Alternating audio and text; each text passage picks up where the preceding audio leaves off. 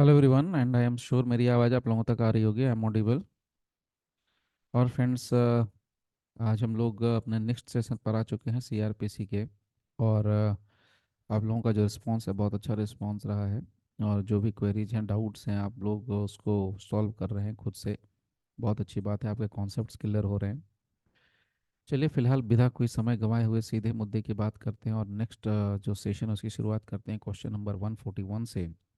और हर छोटी से छोटी चीज़ मैं कोसूंगा कि आप लोगों के लिए डिस्क्राइब करता चलूँ ताकि आप लोगों को बेस्ट से बेस्ट आपको कंटेंट मिल सके।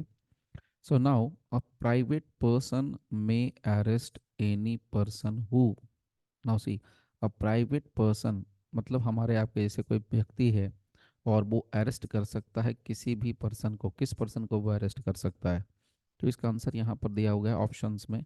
Is reported to be a criminal, अगर कोई पर्सन जिसके बारे में रिपोर्ट है कि वो क्रिमिनल है उसको अरेस्ट कर सकता है। The answer is no. In his presence commits a non cognizable offence, अगर उसके सामने यानी कि प्राइवेट पर्सन के सामने यानी आपके सामने किसी ने नॉन कॉग्निजेबल ऑफेंस किया तो क्या अरेस्ट कर सकता है? The answer is no, again no. Now in his presence commits, what commits? Commits a cognizable offence, commits an offence, simple है, यहाँ पर कमिट्स एन ऑफेंस होगा। यहाँ पर कुछ भी मेंशन नहीं है कि यहाँ पर कॉग्निजेबल है या नॉन कॉग्निजेबल है। Now the last option is in his presence commits a cognizable and a non वेलेबल offence. So this is the right answer, because इसके बारे में मैं थोड़ा बता दूं कि सेक्शन है हमारे पास 4343 सीआरपीसी। तो 43 सीआरपीसी किसी भी प्राइवेट व्यक्ति को इस बात के लिए अथॉराइज करता है, पावर देता है कि वो ऐसे पर्सन को अरेस्ट कर सकता है जिसने उसकी उपस्थिति में, उस व्यक्ति को अरेस्ट किया जा सकता है जिसने उसकी उपस्थिति में एक नॉन बेलेबल और कॉग्निजेबल ऑफेंस किया है, नंबर वन। नंबर टू, या तो वो प्रोक्लेम्ड ऑफेंडर रहा है तो वैसे व्यक्ति को अरेस्ट कर सकता है। ओके। और इससे रिलेटेड जो कंप्लीट प्रोसीजर है वो सेक्शन 43 सीआरपीसी में दिया गया है। एज यूजुअल जैसा आपको पता है कि मैं अक्सर डिस्कस करता रहता हूँ, फिर अगेन पर्सन शब्द कहाँ मिलेगा आपको? दो जगह पर मिलने वाला है, दो टर्म डिफाइंड, ये दो एक्ट के अंदर डिफाइंड है। आईपीसी के अंदर हम बात करेंगे तो सेक्शन हमारे पास क्या आ जाएगा? सेक्शन 11 में डिफाइंड है। अगर हम इनकम टैक्स एक्ट की बात करेंगे तो यहाँ पर आपको सेक्शन 231 इनकम टैक्स एक्ट के अंदर भी ये डिफाइंड मिलेगा। अगर हम कॉग्निजेबल नॉन कॉग्निजेबल ऑफेंस की बात करेंगे तो नॉन कॉग्निजेबल जो ऑफेंस डिफाइंड है वो कहाँ मिलेगा? वो 2L में मिलने वाला है। और कॉग्निजेबल ऑफेंस की बात करेंगे तो कहाँ मिलेगा? 2C के अंदर मिलने वाला है। अगर हम सिर्फ ऑफेंस वर्ड की बात करेंगे तो ऑफेंस वर्ड हमें सीआरपीसी के सेक्शन 2N में मिलने वाला है। और अगर हम आईपीसी के अंदर बात करें तो ऑफेंस शब्द जो है सेक्शन 4040 आईपीसी में मिलने वाला है। इसी तरीके से नॉन बिलेबल ऑफेंस जो है आपको सेक्शन 2A सीआरपीसी में मिलने वाला है। ओके। तो ये सारी चीज़ें आपको क्या करना है? एक ही साथ कनेक्ट करते हुए चलना है, यानी कि एक क्वेश्चन बनाओ और 10-20 जितने भी आपको पैटर्न मिलते हैं, जितनी भी आप चीज़ों को रिवाइज कर सकते हैं, जो चीज़ें आपको दिख रही हैं आप कर सकते हो तो आपको करना चाहिए। ओके। चलिए अब बात करते हैं नेक्स्ट क्वेश्चन की। क्वेश्चन नंबर है हमारे पास 142। Now any private person may arrest without warrant, फिर से अगेन क्वेश्चन आ रहा है कि any private person may arrest without warrant. देखिए क्वेश्चन का जो आंसर है वो है सेक्शन 43, लेकिन मैं पहले ही बता दूं क्वेश्चन अलग अलग पैटर्न से पूछा गया है। तो किसी भी पैटर्न से पूछा जाए, किसी भी तरीके से पूछा जाए, आपका जो प्रीलिम्स का जो क्वेश्चन आंसर है वो आपका बनता रहेगा। आपका जो मेंस का जो पॉइंट है, जो कंटेंट है वो आपका बढ़ता रहेगा। आपका जो इंटरव्यू के जो क्वेश्चंस हैं वो आपके बढ़ते रहेंगे। तो आपके दिमाग में एकदम क्लियर कॉन्सेप्ट रहना चाहिए, हमेशा मैं बतलाऊँ हर चीज़ में क्लियर रहना चाहिए। हाँ ये अलग बात है कि इंसान को क्या होता है ना, क्लियरिटी में बहुत समय लग जाता है। किसी को क्लियरिटी होती है कि 10 साल में हो जाती है, किसी को 20 साल में, किसी को 50 साल तक भी क्लियरिटी नहीं होती कि आफ्टर ऑल करना क्या है, पढ़ना क्या है, ज़िंदगी में करना क्या है। अक्सर ये किसके साथ होता है? मिडिल क्लास लोगों के साथ होता है, लोअर मिडिल क्लास लोगों के साथ ये होता है कि क्लैरिटी है ही नहीं। गार्जियन जॉब में थे, बच्चा जॉब करेगा कि बिजनेस करेगा, नो क्लैरिटी। लेकिन अगर कोई बिजनेसमैन का बच्चा है तो बिजनेसमैन के बच्चे को पहले से पता है, अगर उसके पिताजी ने दुकान भी खोली तो उसको पता है 98% केसेस में, या यूँ कहिए 99% केसेस में ये गारंटी है कि भैया वो बच्चा दुकान संभालेगा या बिजनेस ही करेगा, कुछ भी अलग करे तो बिजनेस ही करेगा 99%। लेकिन जहाँ पर गार्जियन अगर बिजनेस में नहीं है, जॉब में है, तो उनको डाउट है, कन्फ्यूजन है उस बच्चे को कि करना क्या है। बोले आईएएस बनना है, मुझे ये करना है, मुझे वो करना है, मुझे दिस करना है, मुझे दैट करना है। पर देखो आप उसका डाइवर्सन देखो, बहुत भयंकर डाइवर्सन। 10+2 में साइंस ले रखा है, उसके बाद साइंस से जाकर के आईआईटी में जाएगा, आईआईटी नहीं होगा तो फिर उसके बाद वो आर्ट्स की तरफ भागेगा, आर्ट्स के बाद जाएगा यूपीएससी की तैयारी करेगा, यूपीएससी में नहीं होगा तो फिर उसके साथ साथ लॉ कर लेगा, फिर लॉ में नहीं होगा तो फिर उसके बाद जुडिशरी में जाएगा, फिर जुडिशरी में नहीं होता है तो फिर वो जा करके फिर क्या करेगा, एडवोकेसी में जाएगा। अब एडवोकेसी में नहीं मन लगा तो फिर कुछ और ही करे। मतलब there is no clarity, there is no clear goal. एक बात बहुत पक्की सी है कि क्लियरिटी बहुत ज़रूरी है लाइफ के अंदर, बहुत ही ज़्यादा। कुछ भी हो बट क्लियर, एकदम क्रिस्टल क्लियर हो। अगर मैं कहता हूँ कि खाना भी अगर आपको खाना है ना, तो आपको एकदम क्लियर होना चाहिए कि मेरे को कितनी चपाती खानी है, 2 खानी है कि 4 खानी है। You must be very much clear with this. आप कंफ्यूज हैं कि हाँ मुझे 2 खानी है कि 4 खानी है कि 10 खानी है कि 12 खानी है कि कितनी बार लेनी है, नहीं, ये आपके लिए सेहत के लिए बहुत हानिकारक है। अब ये बात भी मैं अपने एक्सपीरियंस पे कह रहा हूँ, मैं ये नहीं कह रहा कि मैं उससे बाहर हूँ, I am also with in this field, okay.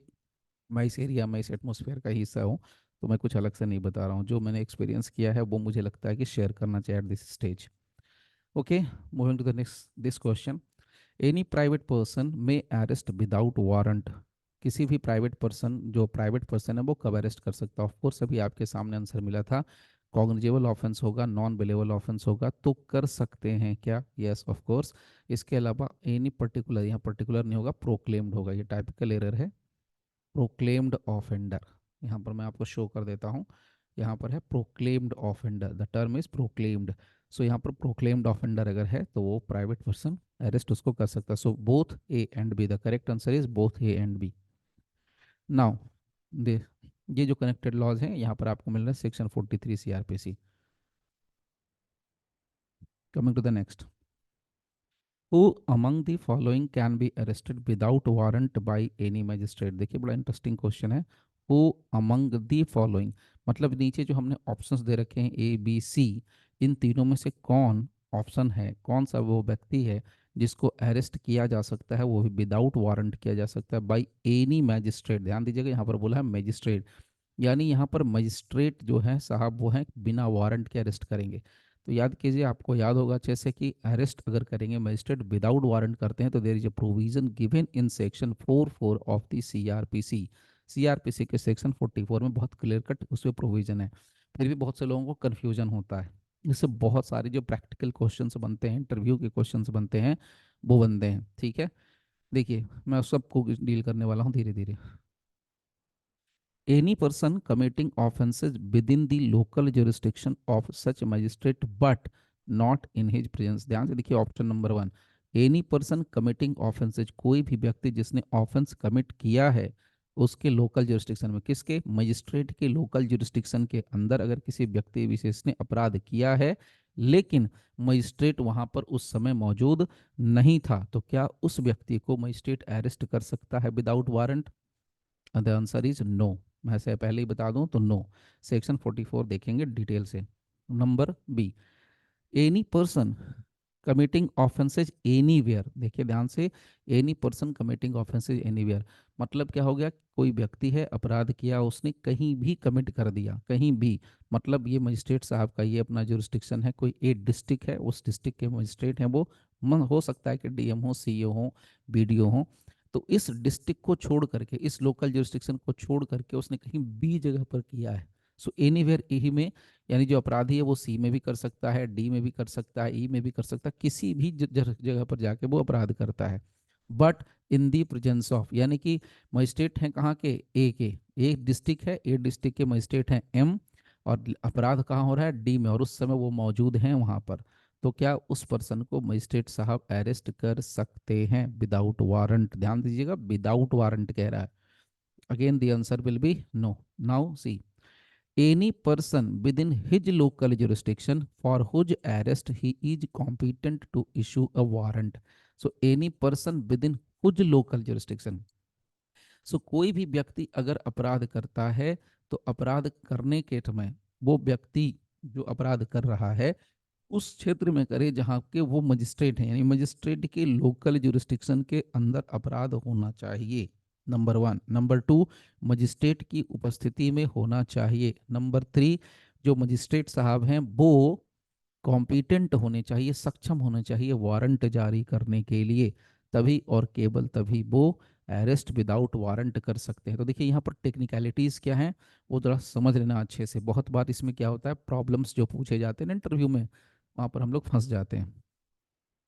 देखिए, when any officer is committed in any offense, sorry, any offense is committed in the presence of a magistrate, ध्यान दीजिएगा, यहाँ पर बहुत क्लियर कहा गया कि मजिस्ट्रेट की उपस्थिति में, मजिस्ट्रेट की उपस्थिति मतलब मजिस्ट्रेट रहना ही चाहिए। तो मजिस्ट्रेट की उपस्थिति में, चाहे वो मजिस्ट्रेट जुडिशियल मजिस्ट्रेट होता हो, चाहे वो मजिस्ट्रेट एग्जीक्यूटिव मजिस्ट्रेट होता हो, उससे कोई फर्क नहीं पड़ता। यानी अगर आप सिविल जज भी हैं, आप जुडिशियल मजिस्ट्रेट फर्स्ट क्लास भी हैं, जुडिशियल मजिस्ट्रेट सेकंड क्लास भी हैं, अगर आपकी मौजूदगी में, इवन आप नहीं हैं अगर सिविल जज या judicial magistrate first class second class आप नहीं हैं, आप नहीं हैं तो भी एग्जीक्यूटिव मजिस्ट्रेट अगर हैं, तो आपकी उपस्थिति में, आपकी आंखों के सामने, आपकी प्रेजेंस में, आपके लोकल जुरिस्डिक्शन के अंदर, फिर से रिपीट कर रहा हूं, आपके लोकल जुरिस्डिक्शन के अंदर जहां आप मजिस्ट्रेट के तौर पर पोस्टेड हैं, जहां आप अपनी सेवाएं दे रहे हैं, उस लोकल जुरिस्डिक्शन के अंदर अगर अपराध करता है वो व्यक्ति, तब यहाँ पर मजिस्ट्रेट साहब को अधिकार होता है कि वो उसको चाहें तो अरेस्ट कर सकते हैं। ही मे हिमसेल्फ अरेस्ट और ऑर्डर, वो किसी दूसरे व्यक्ति को भी आदेश दे सकते हैं to arrest the offender, offender को अरेस्ट करने का आदेश दे सकते हैं। And may thereupon subject to the provisions herein content as to bail. अब अरेस्ट करने का आदेश या तो दे सकते हैं आप एज ए मजिस्ट्रेट, या तो खुद से उसको अरेस्ट कर सकते हैं, सब्जेक्ट टू द प्रोविजन। अब जो बेल का प्रोविजन है उसके अकॉर्डिंग चली कहानी। नंबर 2 यानी सब सेक्शन 2, देखिए बहुत इंटरेस्टिंग फैक्ट है। एनी मजिस्ट्रेट वेदर एग्जीक्यूटिव और जुडिशियल में एट एनी टाइम, फिर से रिपीट कर रहा हूं, चाहे एग्जीक्यूटिव मजिस्ट्रेट हो चाहे वो जुडिशियल मजिस्ट्रेट हो, at any time arrest, any time arrest और डायरेक्ट दी अरेस्ट, या तो अरेस्ट करता है या तो डायरेक्शन देता है अरेस्ट करने का अपनी उपस्थिति में, within his local jurisdiction of any person whose arrest he is competent at the time and in the circumstances to issue a warrant. तो यहाँ पर मजिस्ट्रेट की कैपेबिलिटी बता दी, उसका एक पावर बता दिया कि भैया आपके पास वो पावर होनी चाहिए जहां पर आप क्या कर सकते हो, कॉम्पिटेंट हो वारंट जारी करने के लिए। अगर आप वारंट जारी करने के सक्षम पदाधिकार हैं, पदाधिकारी हैं, तो फिर ठीक है, अदरवाइज नो। एकदम क्रिस्टल क्लियर मैसेज है, तो डाउट नहीं रखना है। ओके, चलिए नेक्स्ट क्वेश्चन पर आते हैं। क्वेश्चन नंबर हमारे पास आ रहा है, क्वेश्चन नंबर आया हमारे पास 144। Okay, let's see. When any offense is committed in the presence of a magistrate within his local jurisdiction, again same उसी सेक्शन से क्वेश्चन है, बट क्वेश्चन का पैटर्न चेंज है।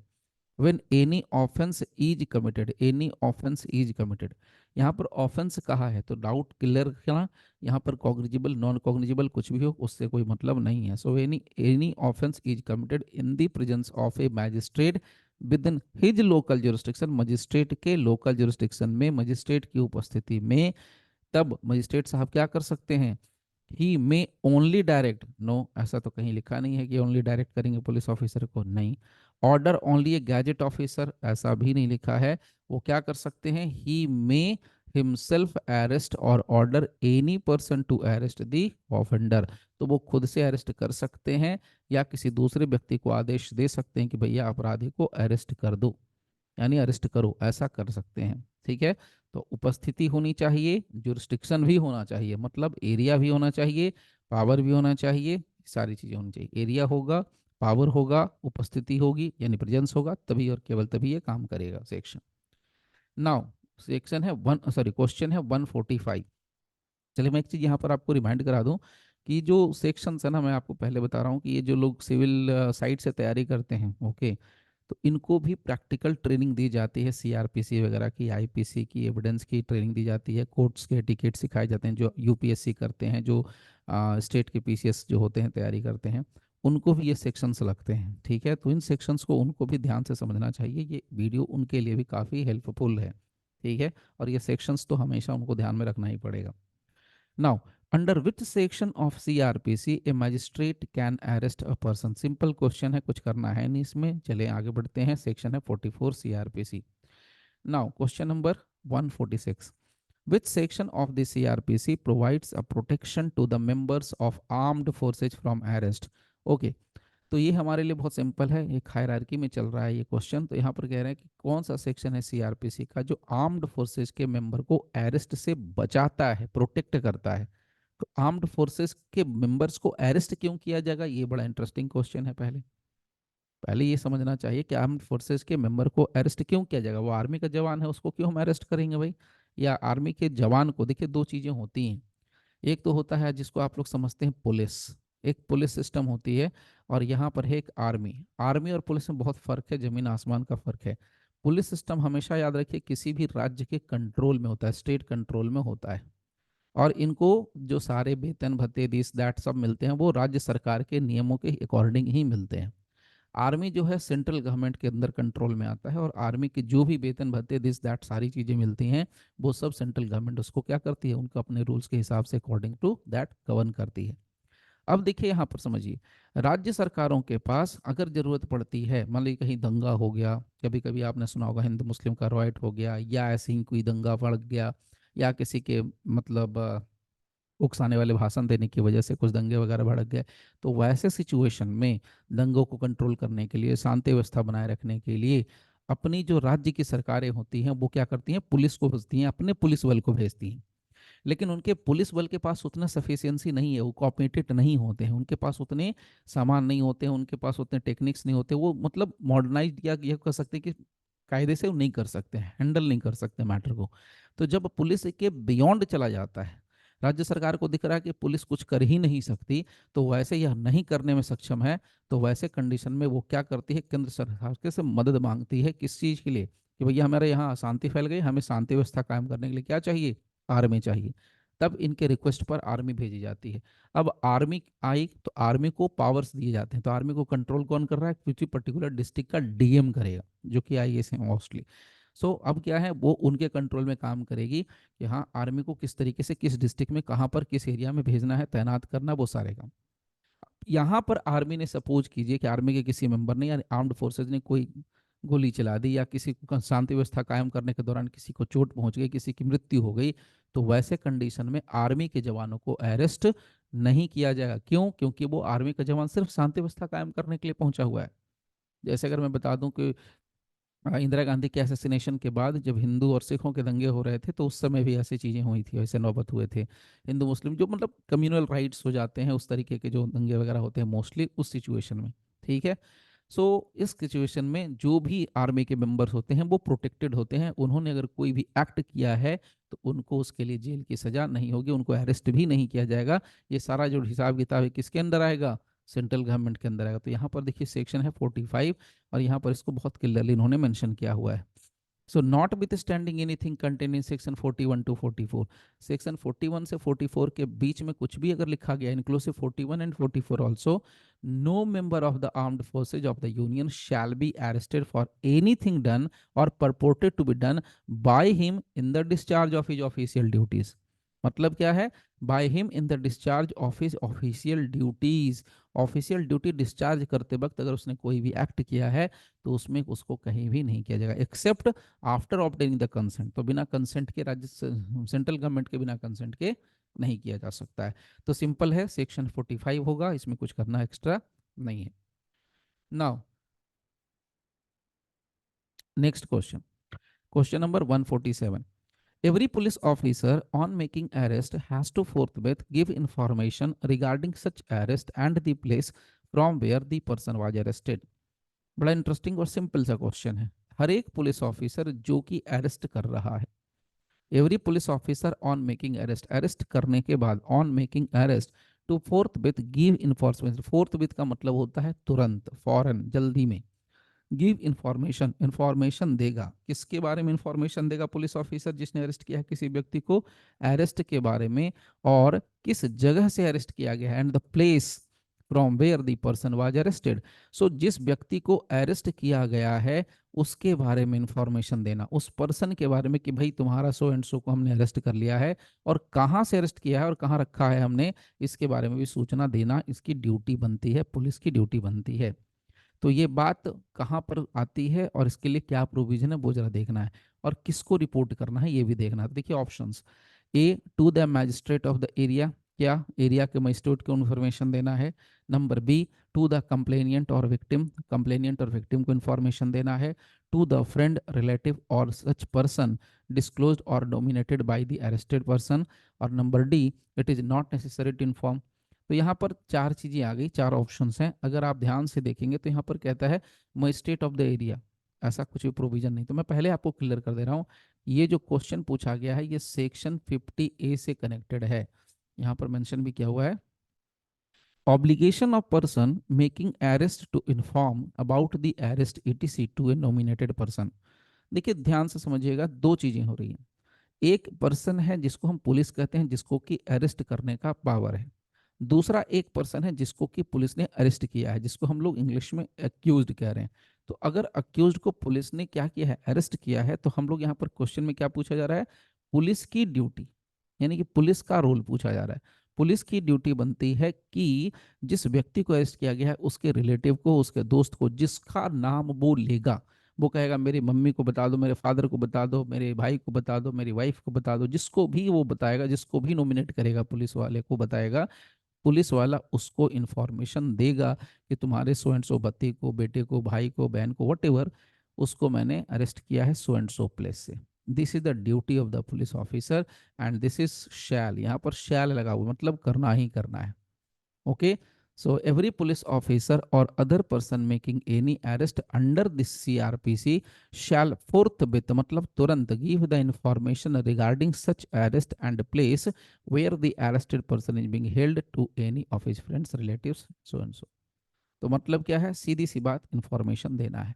So now this is question number 147।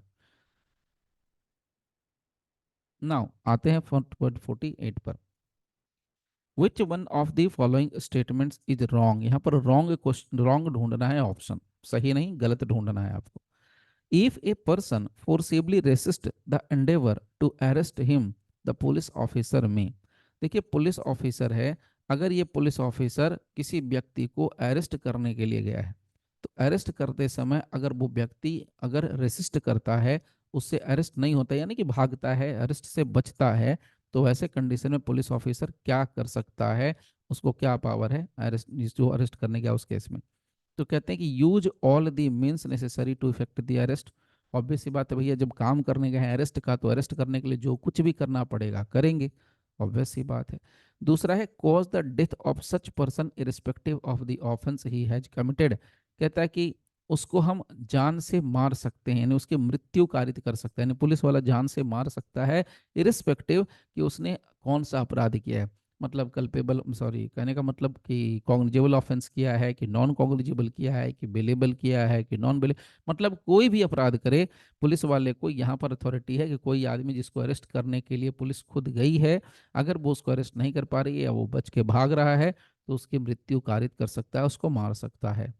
आपको लग रहा होगा answer अपने आप में यही होगा, क्योंकि ये गलत ही है ऑब्वियसली। अब ये सब कहाँ से कनेक्ट होगा वो भी मैं आपको बता रहा हूँ। तीसरा ऑप्शन पहले देख लेते हैं, cause the death of such person accuse of murder, कहता है कि हम पुलिस वाले को यहाँ पर अथॉरिटी होती है कि पुलिस वाला ये कर सकता है कि अगर वो पर्सन किसका अक्यूज है, मर्डर का अक्यूज है, मर्डर का अक्यूज है, तो वैसे केस में उसकी मृत्यु कारित कर सकता है। Number D cause the death of such person accused of culpable homicide not amounting to murder. तो ये लाइन में अगर आपको बताऊं ना, तो ये सारी चीजें कहाँ से कनेक्ट हो रही हैं, ये सब कनेक्ट हो रही है सेक्शन नंबर 46 सीआरपीसी में, जहां पर बहुत क्रिस्टल क्लियर मेंशन किया गया है कि अरेस्ट कैसे करना है। तो यहाँ पर देखिए बहुत क्लियर मेंशन किया गया है इसके सब सेक्शन 2 में। इफ सच पर्सन, यानी जिसको अरेस्ट किया जाना है, forcibly resist the endeavour to arrest him, और अटेम्प्ट करता है, भागने की कोशिश करता है, attempt to evade the arrest, such police officer or other person may use all means necessary to effect the arrest. तो वो सब कुछ कर सकता है जो कि अरेस्ट करने की बात है। लगे हाथ आपको सब सेक्शन 3 पढ़ना ही पड़ेगा, इसी में आंसर छिपा हुआ है। Nothing in this section gives a right to cause the death of a person। ध्यान से पढ़ना, यहाँ कहता है कि ये जो सेक्शन है, यहाँ पर कहता है कि कुछ भी कर सकता है, तो कुछ भी करने का मतलब पुलिस वाला तो जान भी ले सकता है। मतलब डंडे से पीटो, लाठी से पीटो, जो करना है करो, हाथ तोड़ो, पैर तोड़ो, कुछ भी करने का यहाँ तो मतलब ये निकलता है, use all necessary. Use all necessary, use all means, sorry, use all means necessary. हर एक वो माध्यम जो आप कर सकते हो करो।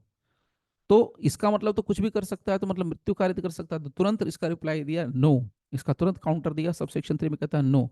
लेकिन आगे फिर यहाँ पर देखिए, यहाँ पर आंसर मिलता है, who is not accused of an offence punishable with death और विथ इम्प्रिजनमेंट फॉर लाइफ। मतलब ये क्रिस्टल क्लियर यहाँ कर दिया गया कि अगर जो व्यक्ति बच के भाग रहा है, पुलिस की कस्टडी से, अरेस्ट से बच रहा है, अगर उसने कोई ऐसा अपराध किया है जिसमें मृत्यु दंड का प्रावधान है, जिसमें आजीवन कारावास का प्रावधान है, तो उस व्यक्ति की आप उसके साथ कुछ भी कर सकते हो, मतलब कॉज द डेथ, मृत्यु कारित कर सकते हो। लेकिन अगर उसने डेथ यानी कि ऐसा प्रावधान, ऐसा ऑफेंस नहीं किया है जिसमें मृत्यु कारित हुई हो, जिसमें आजीवन कारावास का प्रावधान हो, तो उसको नहीं करना है, यानी उसकी मृत्यु कारित नहीं कर सकता है पुलिस वाला। सिंपल सा फंडा यही है। ओके। सो ये आपको कहाँ मिलेगा, आपको दोनों सेक्शंस पढ़ने चाहिए, सब सेक्शंस पढ़ने चाहिए, 46 का 2 एंड 3 बोथ। ओके, अगर 3 भी पढ़े तो भी काफ़ी है, लेकिन 2 और 3 दोनों ही देखना चाहिए। यहाँ पर देखिए पूरा का पूरा सेक्शन 46 है, लेकिन यहाँ पर 3 को क्या कर दिया गया है, बोल्ड कर दिया गया है। Okay, moving to the next question. Which of the following statements is true? इनमें से कौन सा स्टेटमेंट ट्रू है? A woman can never be arrested after sunset and before sunrise. देखिए मैं यहीं पर पहले बता दे रहा हूँ, इसी से रिलेटेड सारे हैं। तो क्या एक महिला को सूरज ढलने के बाद यानी सनसेट होने के बाद और सूरज निकलने के पहले यानी रात के समय पर अरेस्ट किया जा सकता है? तो बड़ा क्लियर आंसर है यस। सिंपल सी बात अगर कहूँ तो अरेस्ट किया जा सकता है। और ये बात आपको कहाँ से कनेक्टेड होगा, ये क्वेश्चन है जो कनेक्टेड होगा सेक्शन 46 के सब सेक्शन 4 सीआरपीसी से। ये क्वेश्चन कनेक्टेड है। Let me show you.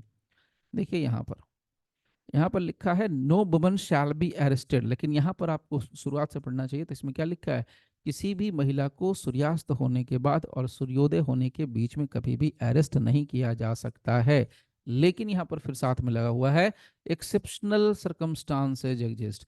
अब कोई महिला नक्सलवादी हो, नक्सलाइड हो, कोई महिला ऐसी हो जिसने 10-20 मर्डर कर रखे हो, कोई महिला ऐसी हो जिसने बड़ा कोई अपराध कर रखा हो, तो वैसे केस में उस महिला को अगर आपको रात में ही अरेस्ट करना है, क्योंकि हो सकता है वो सुबह तक भाग जाए, निकल भागे, देश छोड़ दे, कुछ भी कर दे, डिस्ट्रिक्ट छोड़ दे, तो अगर आपको एक्सेप्शनल सर्कमस्टांसेज में उसको पकड़ना ही पकड़ना है, अरेस्ट करना ही करना है, तो उस केस में the woman police officer shall, अब पुलिस ऑफिसर होगी महिला, और वो क्या करेगी, एक रिटन रिपोर्ट देती है और जा करके फर्स्ट क्लास जुडिशियल मजिस्ट्रेट का परमिशन लेगी जहां से उसको अरेस्ट करना है। यानी वो महिला जहां से अरेस्ट होने वाली है, वहां के जो लोकल जुरिस्डिक्शन के जो जुडिशियल मजिस्ट्रेट होंगे, judicial not executive, judicial magistrate जो होंगे उससे उसको परमिशन लेना पड़ेगा फर्स्ट क्लास मजिस्ट्रेट से, तभी और केवल तभी उसको अरेस्ट किया जा सकता है। ओके। तो अगर आपको ये मेहनत सही लग रही है, आपको समझ में चीज़ें आ रही हैं, आपके कॉन्सेप्ट्स क्लियर हो रहे हैं, तो आप इसके ऊपर क्या कर सकते हो, लाइक कर सकते हो, शेयर कर सकते हो। ओके। बाय द वे, इस सब का मैंने पहले भी कहा कि इन सब का एक डिटेल्ड वर्जन वीडियो अवेलेबल है बहुत ही रीजनेबल प्राइस पर। मैंने बहुत बार कहा है कि सीरीज 7 में हर बार कहता रहता हूँ ताकि कभी मिस ना हो। 373 videos are available on CrPC. अगर है तो आप पढ़ सकते हैं, जिसमें आपको ज़रूरत है वो पूरा का पूरा, या सीआरपीसी या आपकी ज़रूरत की चीज़ें हैं वो। ओके। चलिए फिर अब यहाँ पर देखिए कुछ करना नहीं है, सेम ऑप्शन रहेगा, आंसर हो गया सेक्शन 46 का 4।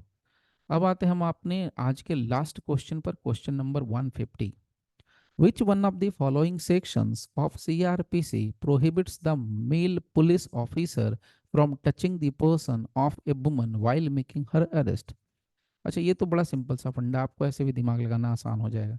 कहता है सीआरपीसी का वो कौन सा सेक्शन है जिसमें एक पुरुष मेल पुलिस ऑफिसर को मना किया गया है कि भैया तुम महिला को अरेस्ट नहीं कर सकते हो।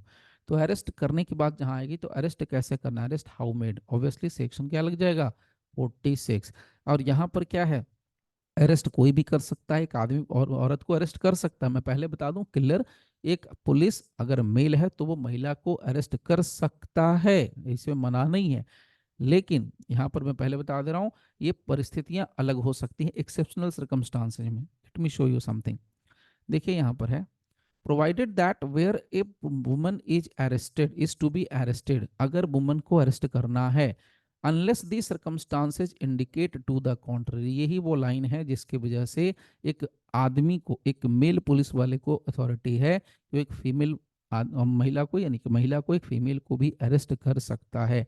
तो okay, submission to custody on an oral intimation of arrest shall be presumed, and unless the circumstances otherwise required, or unless the police is a female, the police officer shall not touch the person of the woman for making her arrest। मतलब बड़ी सीधी सी बात है, परिस्थितियां ऐसी आ गई कि अगर कोई महिला पुलिस नहीं है और अरेस्ट करना जरूरी है परिस्थितियों को देखते हुए, तो या महिला पुलिस की कमी है, या महिला पुलिस, होता है कभी कभार आप समझते हैं तो कोई दंगा हो गया, कोई प्रदर्शन हो गया, वहाँ महिला पुलिस कम हो गई, या महिला पुलिस किसी और कर, तो वैसे केस में क्या करते हैं, पुलिस वाले मेल ही होगा तो उठा उठा के सीधा बस में डालना शुरू कर देते हैं, यानी अरेस्ट कर लेते हैं। तो आपका आंसर क्या निकलेगा, प्रोवाइजो से निकल के जाएगा, यहाँ से निकलेगा प्रोवाइजो, प्रोवाइजो सेक्शन 46 का 1। ओके, तो आज के लिए, अभी के लिए बस यहीं पर स्टॉप करते हैं, मिलते हैं फिर आप लोगों के साथ नेक्स्ट सेशन में, नेक्स्ट वीडियो के साथ, नए कॉन्सेप्ट के साथ। ओके, तब तक के लिए thank you very much for giving your precious time. Thank you all friends.